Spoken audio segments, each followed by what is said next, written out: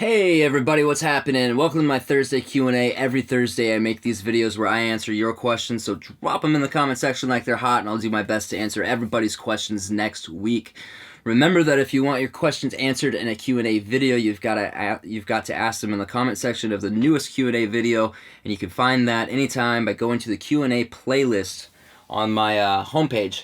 So let's get started with this. Our first question is from Lisa Millard, and by the way, she is a solo female van-dwelling YouTuber who has an awesome channel. And if you're interested in that at all, you should definitely check her channel out. I'll put a link in the description if I remember. If I don't, please remind me.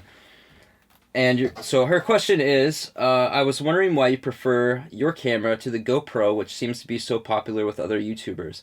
I have a Nikon DSLR. So at least three reasons. The first one is image quality is way better on this thing. The second thing is I can change the lens. The third thing is that I have way more control over what my camera's doing at all times. And I guess the fourth is it takes professional quality stills. It takes amazing stills. This camera rocks. If it had like a badass autofocus on it and a flip out screen, it would be absolutely perfect. But unfortunately it doesn't. So the next question is from S Jackson 99 and Max from Brave Thinkers. They both asked the same one. And it is, if you're not an ocean person, is the sailboat idea out? And this is in reference to last week. I said that I was a forest person and not so much a water person.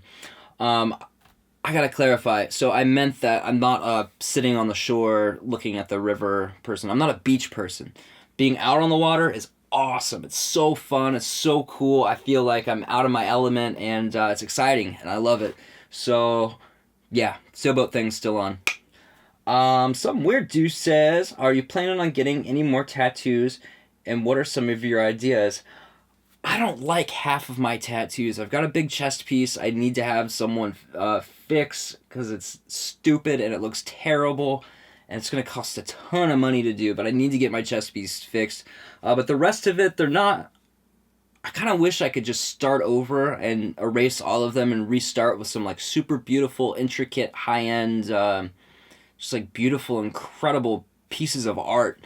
But since I'm stuck with these, I think I'm going to go around them and like leave them as like artifacts of different periods of my life where I was a different person, and go around them with like beautiful, like naturey. I really like Eastern designs, and I really like physics, like crazy shapes and like spirals and stuff. I don't know. It's kind of hard to explain, but I want to mix like really cool stuff in with the stuff that I already have. But tattoos are really expensive, so I don't know if that's going to happen anytime soon. Gregory Holzman says, what do you think about the shootings that have been going on between civilians and police officers? I think they're terrible. I think they're absolutely terrible.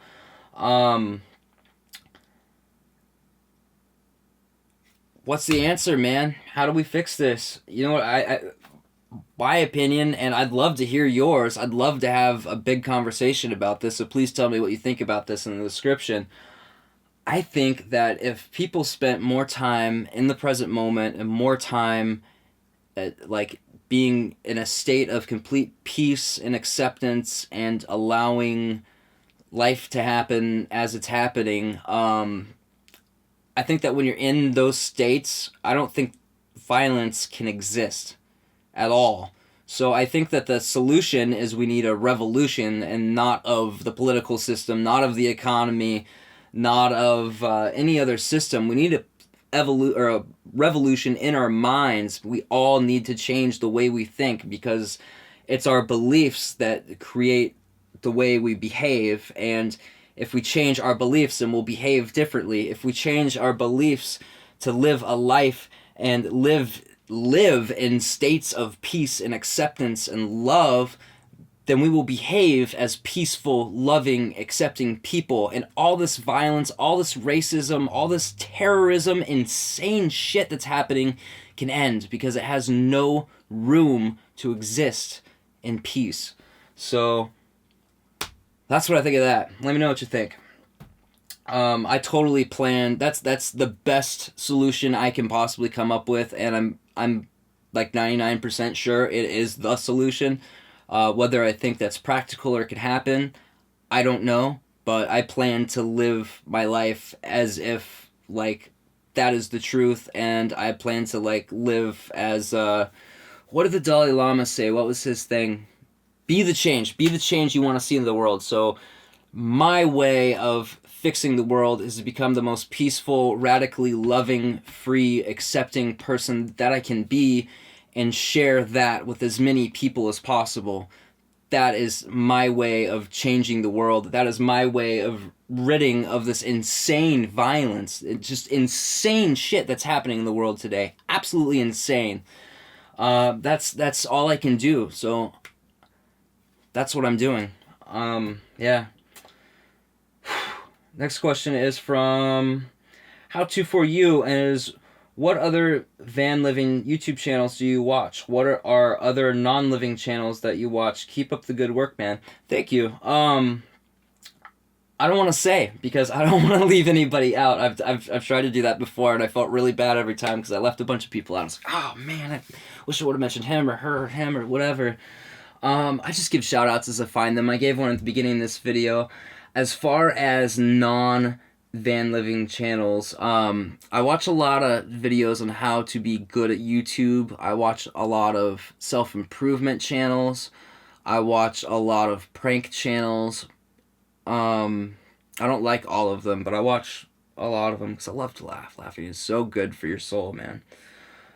What else do I watch? That's pretty much it. A lot of camera reviews. I spent a good, like, 3 or 4 weeks, like, obsessing over what camera is the best camera for me and figuring out a way to get it. Because this one is great, but it's got its shortcomings, and my life would be a lot easier with another one. My job would be easier with another one. Next question is from Kurt M. I just watched part 10 video of your second van build series, and I'm wondering why you didn't use metal L brackets to strengthen the frame, cabinets, bed, etc. Because they're expensive. They're $3 to $5 or $3 to $10 a piece, and I just had to make 16 of them just for the bed platform, and I don't have the money to spend on metal brackets. I mean, I used half of a piece of wood to make these, and it was scrap wood, so it was kind of free. I mean, technically like $2 or whatever for the 2x2. What's the next one? Silly Dogma says, working in a haunted house sounds like the funnest job ever. It is. My question is, do you like going to haunted houses for fun around Halloween? And what's your favorite holiday? Favorite holiday is definitely Halloween. I love Halloween. You know what's funny? I had never been to a haunted house before I started working at that one in Salem. Ever. But yeah, no, it's the funnest job in the world. I love it. Perceptual Reality says, if I use an affiliate link you have for your camera and then log into my Amazon and buy stuff, will you get credit if I do it that way? Yes, absolutely. What they do is they put a cookie on your computer or on your browser, and anything you buy within 24 hours after clicking on any of the Amazon links in any of my descriptions, then I will get a commission for it. It doesn't cost you anything at all. So yeah, I don't think you have to sign in first. I think it's once it's on your computer, you're good. I think it also, anything, if you added something to your cart within 24 hours and after clicking on one of my links, then you buy it within 15 days or something, I think I get a commission off of that too. It's only like 6%, but it adds up and it helps out so much. It helps me buy camera equipment, stay on the road, buy the wood and stuff to build this van, and it really helps me a lot. So I cannot express how grateful I am for you doing that and everybody else who does that as well, because it really helps me tremendously. So thank you so much. Let's see, next question is from Chris Phoenix. What happened to the girlfriend? Nothing. She's still around. I just don't talk about her much because I don't think it's really relevant. Yeah, it just doesn't feel like it's something that's relevant yet until she gets here. Harry S. Hey man, for your international viewers, whenever you mention temperature, is it possible you could also include caption and Celsius values? I will do my absolute best, but 9 times out of 10, I forget links, I forget cards, I forget annotations, and all that stuff. It takes me like anywhere from like, probably, I mean, including waiting for rendering and export time and upload, like at least like 5 hours to edit. But the actual work, minus the waiting, is probably closer to about an hour each video. But then all the waiting and stuff, it means I usually, by the time it's uploaded and ready. I've already forgotten. But during editing, I'll do my best. How about that? I'll do my absolute best. Don't get mad if I forget, because I probably will. Cody Boder says, are you a podcast listener? If so, any recommendations? I know the road can be lonely with your thoughts, though that's important too. I don't think I've ever felt lonely. I'm not really a podcast listener at all. I've been listening to Joe Rogan quite a bit lately, and I really like him. But no, I pretty much listen to audiobooks and music. Jism, hey, you mentioned you'd live in a box fan. If you were to, how do you think you'd deal with having no windows or source of sunlight? As long as the weather's halfway decent, I would be outside all day. If it were raining, I would just leave like the front windows open. I'd definitely have access to the main box from the cab area, and I would just leave that open if it was raining so I could still see that it's daylight so I didn't go insane. I'm pooping right now says, I love that screen name, it's genius. If van dwelling doesn't work out for you for some reason or something happens to your van, you can always just come back home. If you didn't have that safety net, would you still go for it anyway? Does the option of going back home, if necessary, make it a little less scary? Okay, last time I left on kind of bad terms, and I actually wasn't planning on coming back at all. I'm glad I did, and I'm glad I worked through the things I needed to work through to be at peace with the situation. But, yeah, I wasn't planning on coming back at all, so I didn't feel like I had that safety net the first time I left. And even if I didn't at all, like if this wasn't an option at all, I would still go for it. It's the kind of person I am is the kind of person who needs change, who needs constant progress, who needs just change, man. The time I've been here, I've really gotten into a rut. I've gotten into a pattern with everything. I'm very in sync with my life right now, and it's starting to drive me insane. I need to get out of here. I need to be on the road. I mean, I've grown like as a person quite a bit since I've been here. I've learned a lot about myself and about life, and I've gotten back in touch with my inner peace, which is great because I had gotten like so far out that I had gotten in this like constant state of stress. So I'm back with my inner peace now, but man, yeah, safety. I don't want a safety net. I want to live big. I want to go out and explore. I don't want to feel like I'm totally safe and I have a backup plan. I want to feel like I'm on the edge. I want to feel like life is this grand, incredible adventure, and I have no idea what's going to happen next, but I know it's going to be awesome, and I know no matter what, I'll make it through it. That's what I want. I don't want comfort. I don't want safety. Safety is one of the biggest illusions, man, because there is no safety. Anytime we can die, something terrible can happen. We can lose like everything we own at any time. Like, and remembering that keeps me so grateful, and it keeps me so like excited and just like observant of what I have and what is going on around me and how incredible it is. And it's not scary at all. So, wow, don't know how that happened, but hope that answers that. Jummy says, what would you say is your favorite biome in the U.S.? Okay, it depends on the season. So fall, New England, definitely. Winter, definitely the South, like the deep South, like Florida, New Orleans, like down in there. Probably South Texas, too. I want to go to South Texas. I got a lot more Texas to explore. Springtime, I would have to say probably like Colorado, maybe Utah, up into like Montana and all that, and Idaho. I really think the Rocky Mountains are like at their like peak during spring with all the flowers coming up and everything. And then summer is kind of hard to say. I think probably the Pacific Northwest. I really like summer around Portland. The weather's just great here. It feels awesome to me. And yeah, I think that's the best I could do on that one. Not to leave out the Southwest, though, because I love the Southwest. Every part of the U.S. has like something special about it that I love, and I can't wait to explore the whole world, so I have like a favorite place in the world at this point.